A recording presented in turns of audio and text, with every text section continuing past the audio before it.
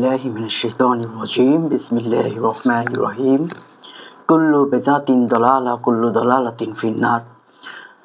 প্রত্যেক বেদাতি হচ্ছে ভ্রষ্টতা এবং প্রত্যেক ভ্রষ্টতার শেষ পরিণতি হচ্ছে জাহান্নাম। আল্লাহ রাসূল সাল্লাল্লাহু আলাইহি সাল্লাম বলেন যে দিনের মধ্যে যা কিছুই নতুন তা সবই হচ্ছে প্রত্যাখ্যাত। আমাদের সমাজে অসংখ্য বিদআত রয়েছে, যে বেদাতগুলোকে আমরা জায়েজ নামে চিনে থাকি এবং বেদাতি ভাইরা বেদাতকে প্রতিষ্ঠিত করতে এবং বেদাতি কর্মকাণ্ডকে ধরে রাখতে তারা বেদাতকে মূলত দুইটি শ্রেণীতে ভাগ করে থাকে, যার একটি হচ্ছে বেদাতে হাসানা এবং বেদাতে সাইয়া। এটি হচ্ছে সম্পূর্ণ এক ধরনের প্রতারণা। মূলত বেদাতের কোনো প্রকারভেদ হয় না। বেদাত, আল্লাহ রাসূল বলেছেন, প্রত্যেক বেদাতি ভ্রষ্টতা এবং প্রত্যেক ভ্রষ্টতার শেষ পরিণতি হচ্ছে জাহান্নাম। এটি যে একটি প্রতারণা, এটি আপনি একটু সচেতন হলে কিন্তু ধরতে পারবেন।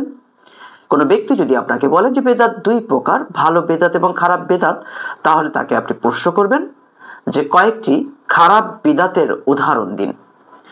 আপনি নিশ্চিত থাকুন সে কখনই কোনো খারাপ বিদাতের উদাহরণ দিতে পারবে না, কারণ বেদাত সব সময় বাহ্যিকভাবে সুন্দর হয়। আপনি দেখুন, একজন ব্যক্তি সারা রাত শবে বরাতের রাতে, তথাকথিত শবে বরাতের রাতে, মূলত আপনি যদি শবে বরাত রাতকে আরবি করেন তাহলে লাইলাতুল কদর হবে, অর্থাৎ ভাগ্যের রজনী।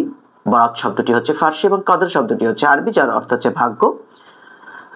তো মূলত শবে বরাত বলতে শবে কদরকে বোঝানো হয়েছে এবং বেদাতি ভাইয়েরা কিন্তু আপনাকে আরও একটি প্রতারণা আপনার সাথে করবে। সেটা হচ্ছে তাকে যখন শবে বরাতের দলিল চাইবেন তখন সে দেখবেন শবে কদরকে উদ্দেশ্য করে যে সমস্ত কোরআনের আয়াত এবং হাদিসগুলো উল্লেখ রয়েছে, সেই কোরআনের আয়াত এবং হাদিসগুলো আপনার সামনে উপস্থাপন করবে।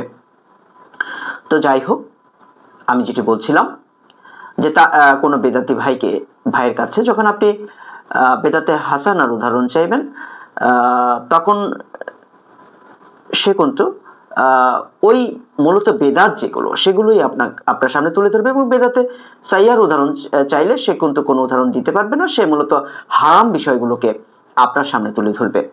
এটি হচ্ছে বেদাতকে ধরে রাখার জন্য একটি খুবই নিকৃষ্ট একটি প্রক্রিয়া, যা নবী মুহাম্মদ সাল্লাল্লাহু আলাইহি সাল্লামের হাদিসের বিরুদ্ধে যায়। মূলত বেদাতের কোনো প্রকারভেদ হয় না।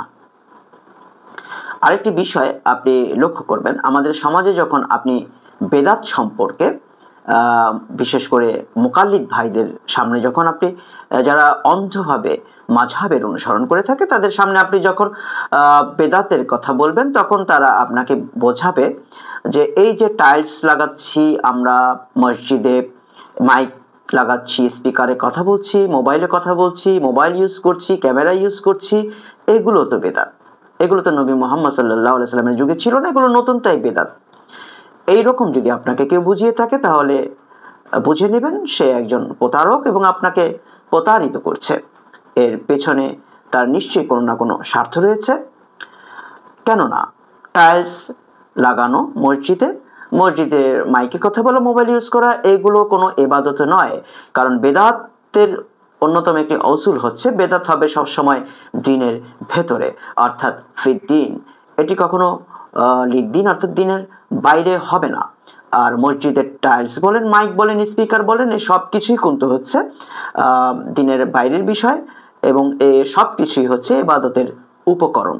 তাই এগুলোকে আমরা বেদাত বলি না। ঠিক যেরকমভাবে তাসবিহ, যে দানা তাসবির মালা, এই মালা দিয়ে কিন্তু নবী মুহাম্মদ সাল্লাল্লাহু আলাইহি সাল্লাম কখনো জিকির করেননি, জিকিরের হিসাব রাখেননি। উনি রাসূল সাল্লাল্লাহু আলাইহি সাল্লাম মূলত জিকিরের জন্য আমাদের আঙুলগুলোকে ব্যবহার করতে বলেছেন এবং তিনি বলেছেন আমরা যদি জিকিরের ক্ষেত্রে নিজের হাতের আঙুলগুলো ব্যবহার করি, এই আঙুলগুলো হাশরের ময়দানে সাক্ষ্য দিবেন। কিন্তু তবু আমরা কিন্তু সে তাসবিহ দানাকে বেদাত বলছি না। কেন বলছি না? কারণ এটি মূলত ইবাদতের উপকরণ। ইবাদতের উপকরণ কখনো বেদাত হয় না। একটা হচ্ছে ইবাদত, আরেকটা হচ্ছে ইবাদতের জন্য। ইবাদতের জন্য যা কিছু প্রয়োজন হয় তা কখনোই বেদাত হয় না। একটি বহুল প্রচলিত বেদাত রয়েছে, সেটি হচ্ছে কোরআন খতম করা মৃত ব্যক্তির জন্য, যেটি সম্পূর্ণ একটি বেদাত এবং নতুন। এবং এই নতুনের সংজ্ঞাটা কিভাবে হবে, আমি এই বিষয়টি আগে একটু ক্লিয়ার করে নিই। এই নতুনের সংজ্ঞাটা হবে রাসূল সাল্লাল্লাহু আলাইহি ওয়াসাল্লামের নবুয়াতের উনি যখন নবী হন সেই সময় থেকে পরবর্তী ৩০ বছর পর্যন্ত। কারণ রাসূল সাল্লাল্লাহু আলাইহি ওয়াসাল্লাম ঠিক যেমনি তার সুন্নাহকে আমাদেরকে অনুসরণ করতে বলেছেন, ঠিক একইভাবে তার সাহাবীদের সুন্নাহও কিন্তু অনুসরণ করতে বলেছেন। এই জন্য আপনি দেখবেন আমরা যে জুমার নামাজে ২টি আজান ব্যবহার করে থাকি, এই আজান গুলো কিন্তু হযরতে দ্বিতীয় যে আজান, এটি কিন্তু হযরতে ওসমান রাদিয়াল্লাহু তাআলা আনহুর তৈরি করা, যিনি কিন্তু এটাকে কিন্তু আমরা বেদাত বলছি না, কারণ এটি হচ্ছে হযরতে ওসমান রাদিয়াল্লাহু তাআলা আনহু, অর্থাৎ সাহাবীদের সুন্নাহ।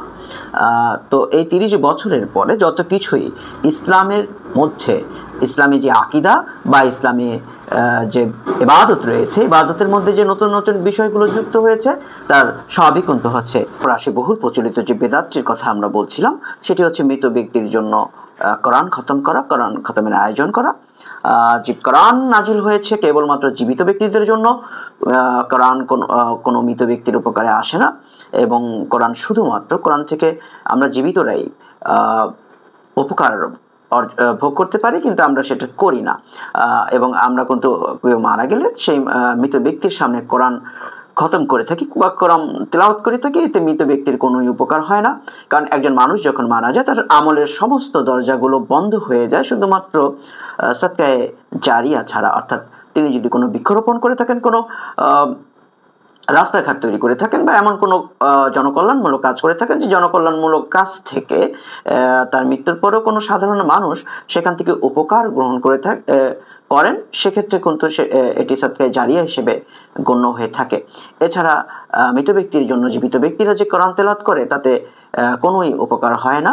এটি মূলত আমাদের দেশের বেদাতি ধর্ম ব্যবসায়ীদের একটি প্রক্রিয়া, যে প্রক্রিয়ার মাধ্যমে তারা আর্থিকভাবে দুনিয়াতে লাভবান হয়ে থাকেন, কিন্তু এর বিনিময়ে আখিরাতে কিছুই পাওয়া যাবে না। এবং যেহেতু বেদাত একটি ভয়ঙ্কর অপরাধ, এবং সমাজে যখন একটা জিনিস মাথায় রাখতে হবে, সমাজে যখন কোনো বেদাত প্রবেশ করে তখন সেখান থেকে অবশ্যই কিছু সুন্নাহ কিন্তু হারিয়ে যায়। এবং মৃত ব্যক্তির জন্য যদি এই কোরআন তেলাওয়াত করে কোনো উপকারই পাওয়া যেত, তাহলে কিন্তু আল্লাহ রাসূল সাল্লাল্লাহু আলাইহি ওয়াসাল্লাম তার স্ত্রী খাদিজার ইন্তেকালের পর কোরআন তেলাওয়াতের আয়োজন করতেন, কিন্তু এরকম কোনো ব্যবস্থাই কিন্তু তিনি নেননি। এবং সাহাবীদের যুগেও এরকম কোনো ইতিহাস বা সিরাতের গ্রন্থ থেকেও অন্তত পাওয়া যায় না যে রাসূল সাল্লাল্লাহু আলাইহি ওয়াসাল্লামের কোনো সাহাবী ইন্তেকালের পর কেউ সে মৃত ব্যক্তির সামনে কোরআন তেলাওয়াত করেছেন, কোরআন খতম করেছেন, কারণ এতে মৃত ব্যক্তির কোনোই উপকারে আসে না। শুধুমাত্র জীবিত ব্যক্তিদের জন্যই কোরআন নাজিল হয়েছে, এবং কোরআন হচ্ছে একটি নির্দেশনা গ্রন্থ যা আমাদের গাইডলাইন হিসেবে আমরা ব্যবহার করব।